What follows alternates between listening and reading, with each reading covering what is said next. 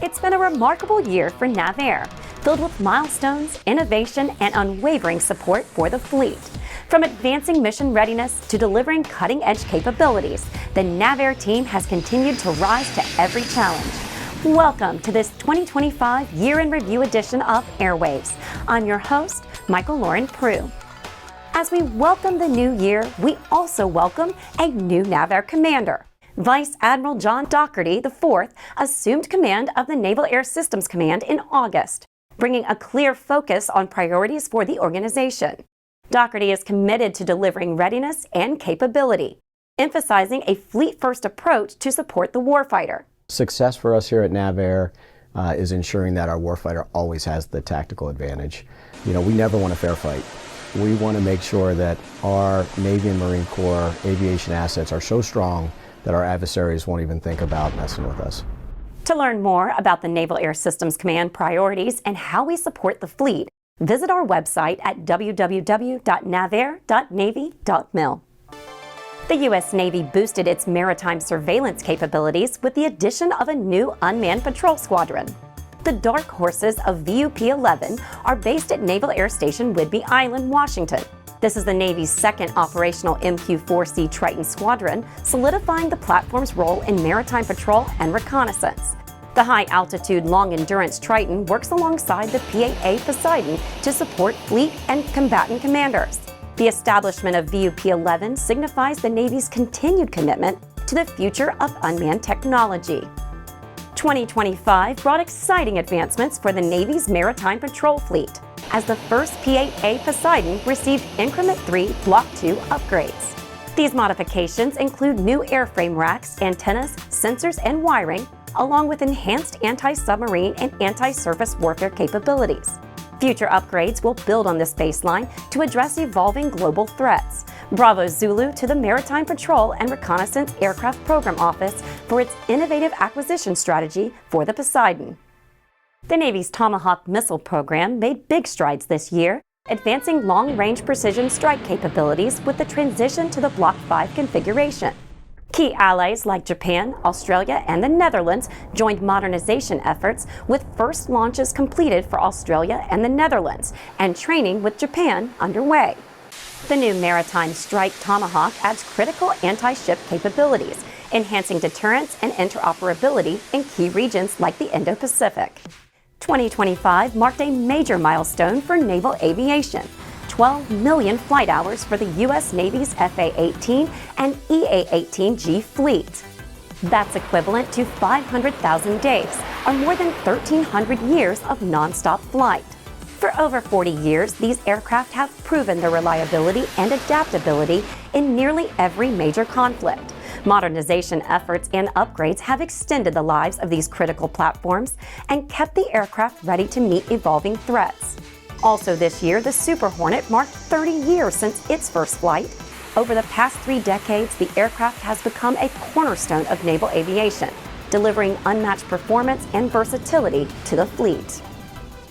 Fleet Readiness Center East celebrated the completion of its expansion project, increasing capacity to meet growing demand for F-35 modifications. As the lead site for Marine Corps F-35B maintenance, FRC East has inducted 158 aircraft since 2013, returning 145 to service. The new expansion adds space and aircraft bays, supporting 337,000 additional work hours through 2028, ensuring the fleet stays mission ready. Celebrating 10 years of heavy lift.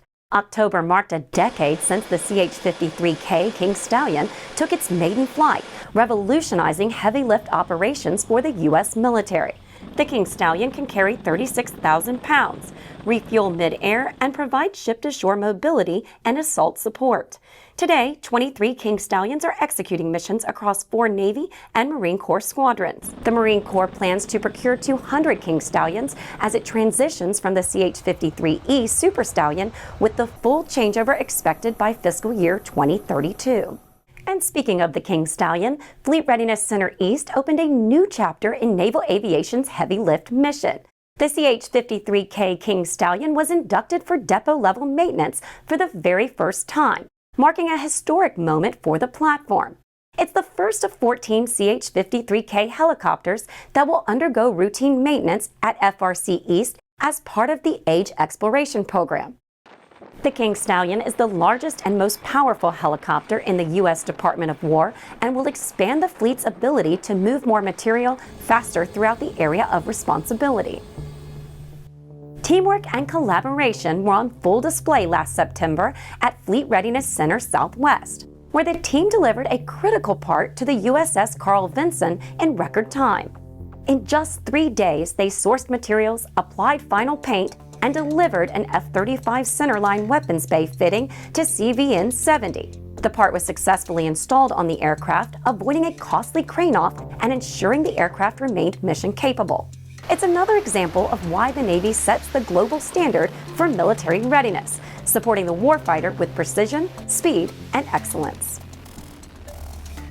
Fleet Readiness Center Southwest is taking an innovative approach to engine repair. The high-speed blade tip grinder is a revolutionary machine that is transforming the repair process for the LM2500 engine, a vital power plant that drives many Navy ships.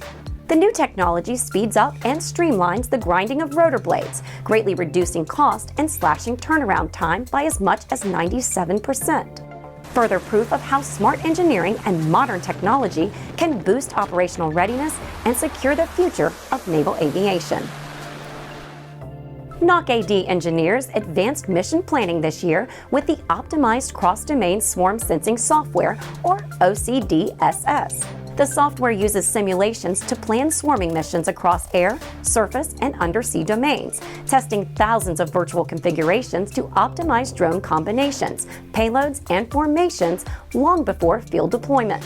By applying swarm logic, threat detection becomes faster and more precise, giving warfighters a critical edge. 2 of the world's most advanced fighter jets trained as a joint fighting force for the first time in 2025. U.S. Marine Corps' F-35s trained alongside Air Force F-22 Raptors in the joint simulation environment at Naval Air Station Patuxent River. Pilots practiced various simulated combat missions against advanced enemy threats, only available at JSE. JSE is the Department of War's most advanced digital test and training range. It features realistic dome simulators with actual defense hardware, software, and adversary aircraft. Tactical groups training in the JSE fly more sorties in 1 week than they fly over a year in open-air ranges. Big news for naval aviation training. This year, Fleet Readiness Center Southeast stood up its repair capability for the T-45 Goshawk Service Life Extension Program, just 13 months after the Navy identified the need. Extending flyable hours on the T-45 is critical, as the Goshawk is the primary tandem seat jet trainer for the Navy and Marine Corps. Pilots must receive carrier qualification on the T-45 before they can fly any other carrier-capable fighter. FRC Southeast expects to conduct T-45 repairs through 2036. And improvements in capability repair don't stop with the Goshawk. In August, Fleet Readiness Center Southeast completed its first depot-level repair of an F-135 power module in Jacksonville, Florida. This breakthrough enables in-house testing to cut cost, reduce turnaround times, and strengthen readiness for the F-35, a key asset in global deterrence. Expanding organic depot capability ensures maintenance keeps pace with the growing fleet demands. Training the best to test. In 2025, the U.S. Naval Test Pilot School celebrated 80 years of educating aviators and engineers to push the boundaries of aviation and field the world's most advanced aerospace technologies. Since 1945, USNTPS has trained over 4,800 students, including nearly 100 who became astronauts. Class 167 graduated from TPS in December, joining an elite group of test professionals shaping the future of naval aviation. You can check out the full TPS 80th anniversary video by visiting the NAVAIR YouTube channel. NAVAIR dedicates each day to warfighter readiness and safety.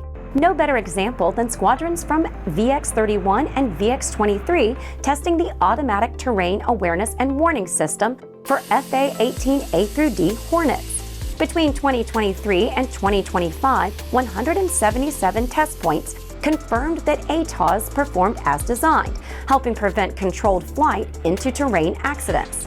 The system is set for rollout in 2026, delivering immediate gains to the fleet in survivability, readiness, and fleet availability. You can learn more about ATOS on our website at navair.navy.mil. Now to a historic milestone for an aviation legend. The C-130 Hercules marked 7 decades of unwavering service, making it the longest continuous military aircraft production run in history. The C-130 is responsible for supplying mission-critical troops, vehicles, supplies, and evacuation support, and has done so in every American military conflict since 1954. The Hercules continues to be used in over 70 countries, with more than 1 million flight hours and growing.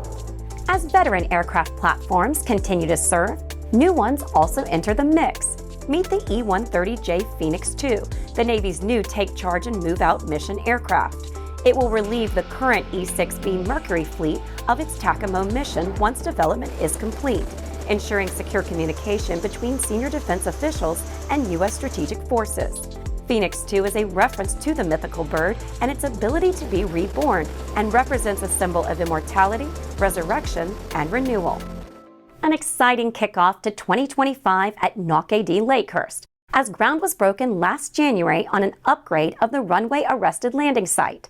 Once complete, the update will house a joint precision approach and landing system and an unmanned carrier aviation mission control system for the MQ-25 and other aircraft programs. Future testing will also be conducted using the electromagnetic aircraft launch system and advanced arresting gear found on the newer Ford-class carriers.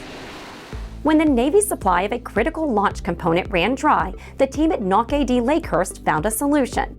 In just a few months, the prototype and manufacturing division developed in-house manufacturing capabilities to restock release elements, essential parts for launching C-2 Greyhounds and E-2 Hawkeyes from carriers. Using innovative solutions and organic manufacturing, they increased production from 1 part every 2.5 minutes to 40 at a time, delivering 600 units in just 3 months. We were able to identify that we had a problem on our own, and then take that problem and create a solution that saves the taxpayer dollar and gets parts to the warfighter faster. The team expects to be a primary source of release elements to the fleet for years to come, ensuring the fleet stays mission ready. At NOC-WD China Lake, there was a ribbon cutting for a new 4-facility range control complex. It replaces critical range capabilities lost in the 2019 earthquake and restores China Lake as the operational hub for testing and training across its 1.1 million acres. Also at NOC-WD, leadership cut the ribbon on a new high-explosive magazine facility at San Nicolas Island, doubling supersonic target launch capacity on the Point Mugu Sea Range. The upgrade lets sailors train against multiple, realistic inbound threats, exactly what today's fight demands. You can learn more about these projects and more at navair.navy.mil. And that's it for this year in review edition of AIRWaves. See you on the flight line.